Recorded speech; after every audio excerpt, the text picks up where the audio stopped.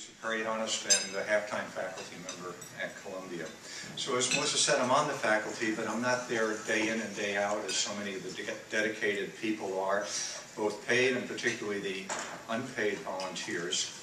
But I'm involved at the school as chair of the capital campaign, which I'll tell you about in a bit, and that's been going extremely well. So I didn't know I had to speak, so you'll bear with me, and so I'm just going to do this a little bit, off the cuff. I was really impressed with all the people that signed up for the luncheon. Everybody made it except Marty Davis. I mean, he thinks he's a dean so he can fly up. He should have taken the bus with the $15 bus with Melissa. Exactly. Not even Amtrak, which I was on, we were half an hour delayed. The dean has been in Kuwait. We do have an academic exchange with them, and we have other global initiatives where fourth-year students have the ability to take an elective and go to Africa or go to Jamaica or other areas to actually practice dentistry in underserved areas. I think a big coup that you all knew about, it was sort of a hot topic at this meeting last year, was that Dennis Harnow is on board. He left NYU, and we're very happy to have him. He's doing a great job, and I know that from my daughter Julie, who is working in the literature review class with him. We had a very successful continuing education, a 2-day program that he used to run at NYU, now runs at Columbia. We had 450 participants, and they were international speakers from around the world, so you may look for that to come down to New York in December. It's beautiful around the holidays, and get some really first-rate. Dr. Ken Gelosi, who many of you know, particularly the orthodontist, has retired, and we have coming on board a Dr. Wadla, who is a Columbia alum. Dean Formicola, who many of you had as dean, has now officially retired from the medical center, and we had a reception in his honor. Joe McManus, I guess the younger of you will remember Joe. He did many things at Columbia, but he was the director of admissions. He's now off working at the ADA, putting his many talents to work there.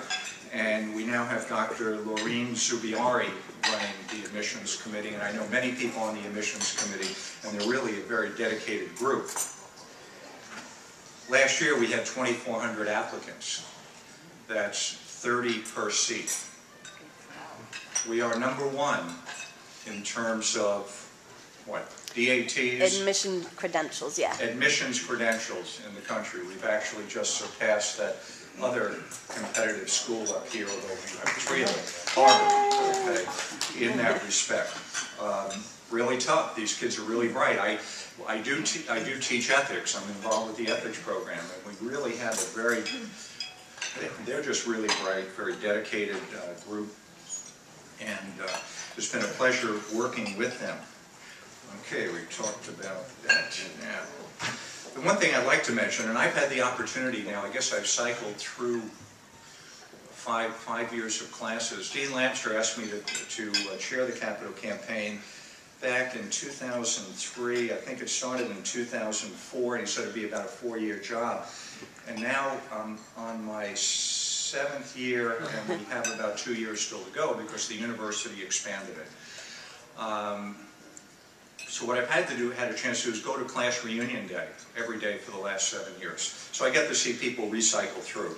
But mark the date down. It's May 6th. I mean, if you're in one of those 5-year classes, come down, see what Columbia is doing. It's a really well done. There's a reception in the evening. Come and reconnect, not only with your classmates, but with the school as well. I actually enjoy going, and I see people that I know, because I did teach there for about 10 years, which is why I recognize many of the faces. We're all somewhat older, but I was in on Monday in Perio on the 7th floor back then. Okay. So that's really a great day. One of the other things the school is, under Dean Lamster, has been doing, and we're starting to see it actually pay off. I mean, many of us went to school and we considered it to be somewhat of a fraternal hazing.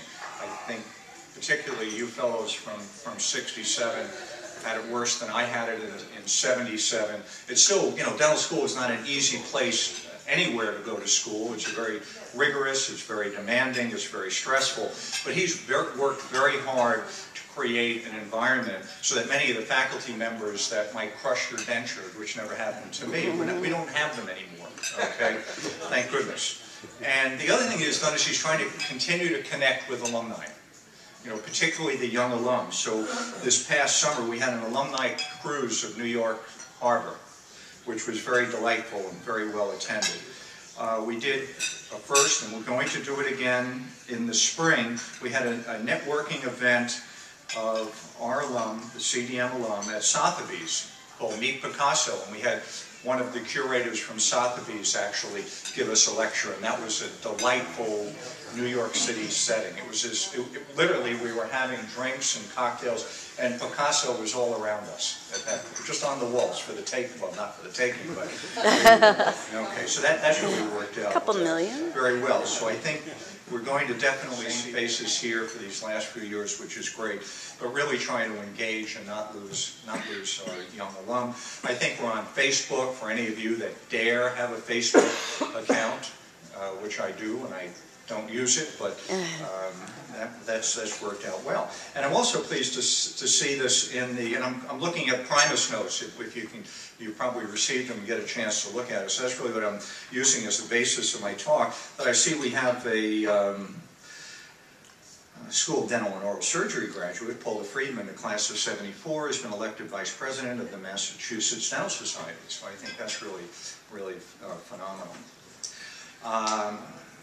We have a on our website. Now, where is this website? Dental.columbia.edu.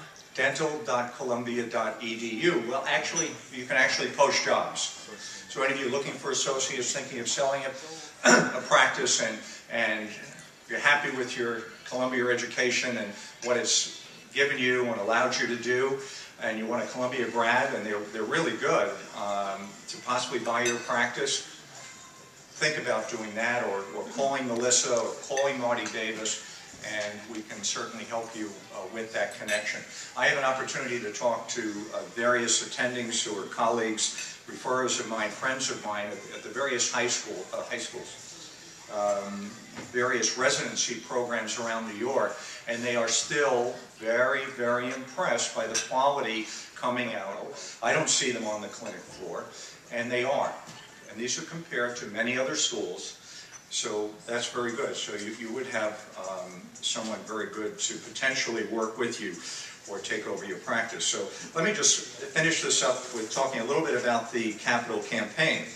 And you know, my feeling was the opportunity to go there and thankful for what it's done for me. And that's one of the reasons I maintained my connections and agreed to do this high-paying job of being chair of the capital campaign. And you know, nationally, you know, we're tops in terms of patient care, research, education, and we want to make it better. So we had a $15 million goal starting in 2004.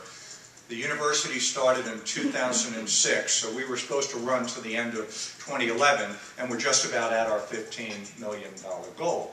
Now, that sounds like a lot of money, and I certainly think it's a substantial amount of money for a dental school to raise, and particularly during the economic times that we've had over the last few years. Well, let me tell you about Columbia University under Lee Bollinger, who's president. Our goal was $4 billion. The medical center's goal was $1 billion. They reached the $1 billion a year and a half ago, and we're not even finished with the campaign. So they're going up to $1.5 billion. So Lee, being a smart guy and a good administrator, said, you know, we've got all of these volunteer alum. They're doing a good job. They know how to raise money. He said, why don't we make it $5 billion, and we're extended another 18 months, and that's what we've done. We're just about at the $4 billion mark. That's what people think of Columbia in every single school across the board. So, I will not be passing a hat, but keep Columbia in mind. Thank you very much. Does anyone have any questions? Oh yeah, any questions? We'll try what's and going answer on? them. Some of us should be able With to. the new name, do we get a new diploma? Yeah, that's a good question. You know, it's Initially, I mean, I'll speak personally now, not as I was really opposed to it because I felt School of Dental and Oral Surgery was where I was and where my strong